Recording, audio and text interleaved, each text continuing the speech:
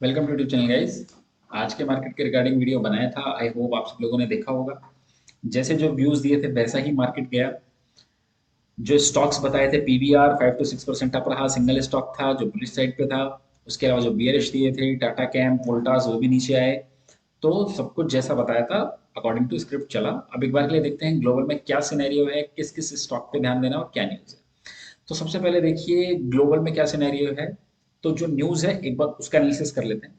देखिए जो सबसे बड़ा इस टाइम पे इशू आ रखा है वो है एवरग्रांडे का। तो इसमें इशू क्या है एवरग्रांड में। अब कुछ लोगों का कहना है, देखिए इसमें दो तरीके के व्यूज हैं कि एक सिस्टम एक रिस्क है और सिस्टम का फेल होने का इसमें इशू है।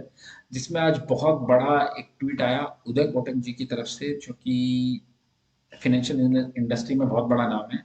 उन्होंने कहा कि ये चाइना का लीमन क्राइसिस हो सकता है।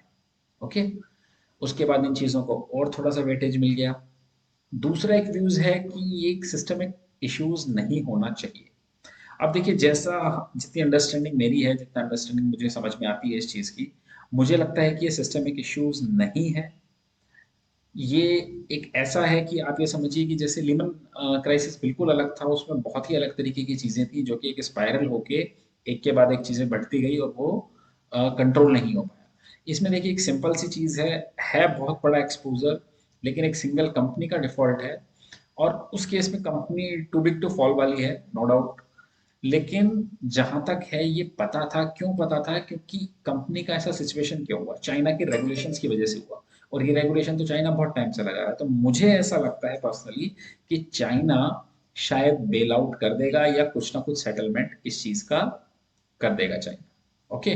तो बहुत ज्यादा इशू इस चीज पे नहीं आना चाहिए। ओके। जो ज्यादा बड़ा कंसर्न है वो है यूएस का टैपरिंग प्लस जो उनके सेनेट का इशू चल रहा है अभी। तो इस पे एक बार के लिए इवेंट पे नजर रखनी पड़ेगी, ये थोड़ा सा क्रिटिकल हो सकता है। लेकिन एक चीज हमेशा ध्यान रखिए जो मैंने कल के वीडियो में भी बोली थी। मार्केट उन चीजों को लेके ज्यादा पैनिक में रहता है जो एकदम से आती हैं, जो पता नहीं होती हैं। जो चीजें पता है मार्केट को, उसको लेके मार्केट बहुत ज्यादा पैनिक और सडन रिएक्शन बहुत कम दिखाता है। ओके। आज क्या हुआ, नीचे से ऊपर, उस पे निफ्टी और बैंक निफ्टी पर डिस्कस करेंगे।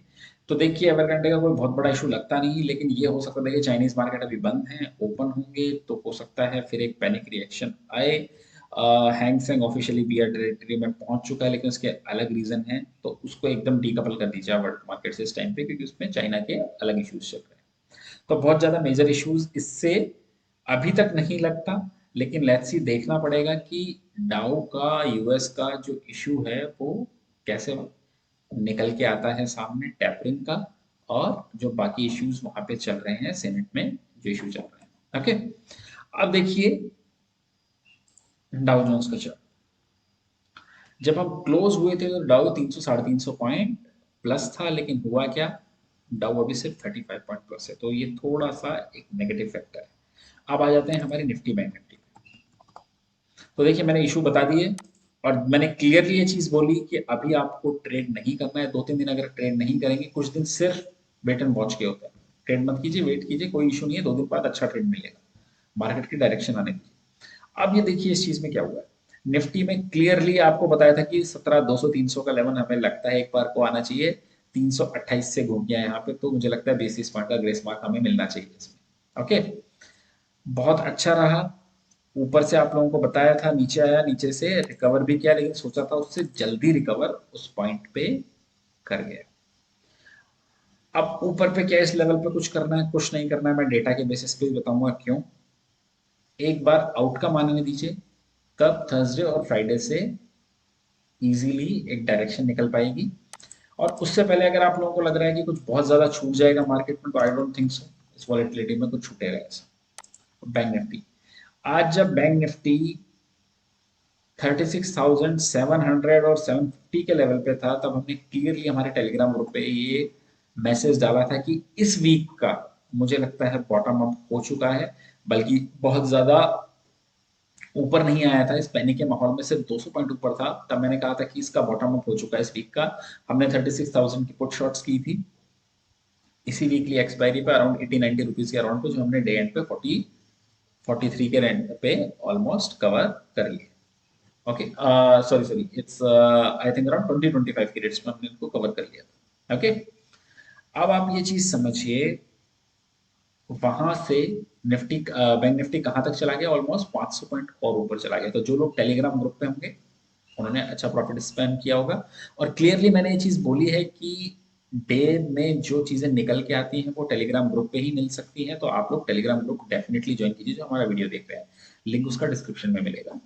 तो अभी निफ्टी बैंक निफ्टी पे नो ट्रेड जोन है, क्यों है, मैं डेटा के बेसिस पे आता हूँ। डेटा में देखिए क्या हो रहा है। अब डेटा में कुछ बहुत ही इंटरेस्टिंग चीजें निकल के आ रही है। पहले आते हैं बैंक निफ्टी पे। बैंक निफ्टी में देखिए क्या हो रहा है। बैंक निफ्टी क्लोज हुई है 37,000 से ऊपर आने के बाद में। ओके, लेकिन आप ये देखिए 37,000 से भी 200 पॉइंट ऊपर है बैंक निफ्टी। लेकिन 37,000 की कॉल पे हाईएस्ट ओआई ऐड हुआ है 32,000 कॉन्ट्रैक्ट्स का, क्वांटिटी का। आप ये देखिए हाईएस्ट ओआई ऐड हुआ है। तो ये थोड़ा सा एक, अब देखिए इसमें दो तरीके के व्यूज हैं। कुछ लोग इतने बेयरिश हैं कि वो लग रहा है कि अगर इसका प्रीमियम आप देखेंगे, मान लीजिए इस प्रीमियम पे भी अगर उन्होंने शॉर्ट किया है तो 300-400 पॉइंट्स का रूम उनके पास है, उनको लगता है इससे ज्यादा ऊपर नहीं जाना चाहिए। लेकिन जो बुल्स हैं तो आप देखिए बहुत ज्यादा पुट राइटिंग नहीं हुई है।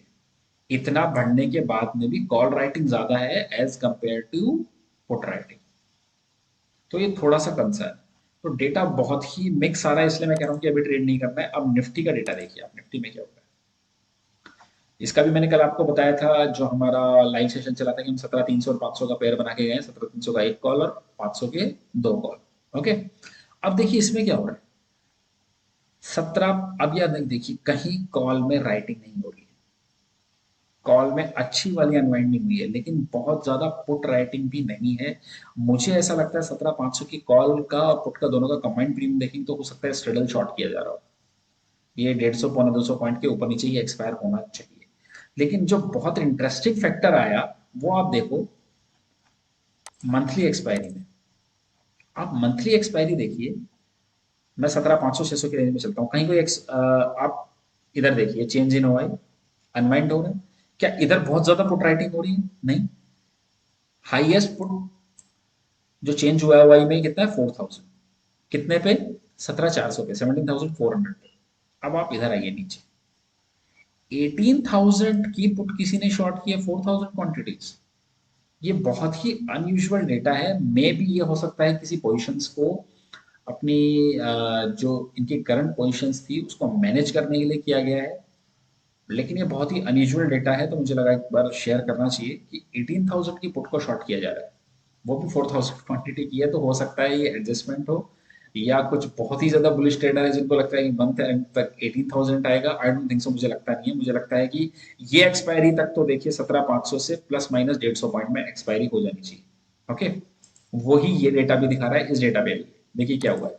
इंडेक्स की कॉल लॉन्ग की है almost 5,300, put long 1,700, mix data. तो स्टॉक में 2,500 फ्यूचर्स लॉन्ग, तो 3,800 फ्यूचर्स शॉर्ट की है। अब ऑप्शंस में क्या हुआ है, 44,000 कॉल लॉन्ग, उसके corresponding 28,000 call short, restricted upside. लेकिन पुट शॉर्टिंग का डेटा अच्छा है, 42,000 पुट लॉन्ग और उसके करस्पॉन्डिंग 37,000 पुट शॉर्ट, तो सही डेटा है। अब देखिए किन किन स्टॉक्स पे ध्यान देना है।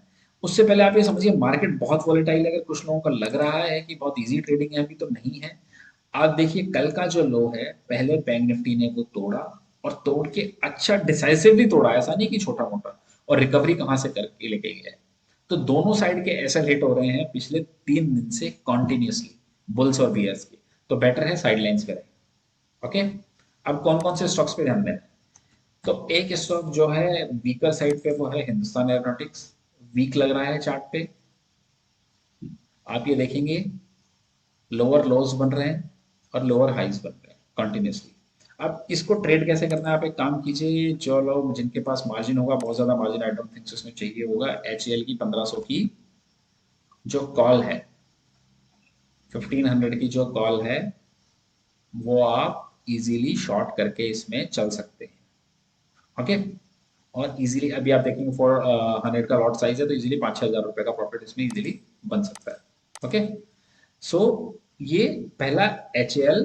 अभी सीधा कुछ प्ले मत कीजिए, इसलिए मैंने ऑप्शन की स्ट्रेटेजी दी आप लोगों को। रीजन इसका दूसरा भी है कि इसकी जो स्टॉक स्प्लिट की वजह से इसमें बहुत ही मोमेंटम बना हुआ था, स्टॉक गिर नहीं रहा था, वो भी डिले हो गई है, तो उसकी वजह से। दूसरा जो स्टॉक है SBI, बहुत बुलिश था, स्टॉक ने एक राउंडिंग बॉटम भी बनाया, ऊपर ब्रेकआउट देने की कोशिश की, लेकिन नीचे में वहां से बहुत जबरदस्त वाली सेलिंग आई।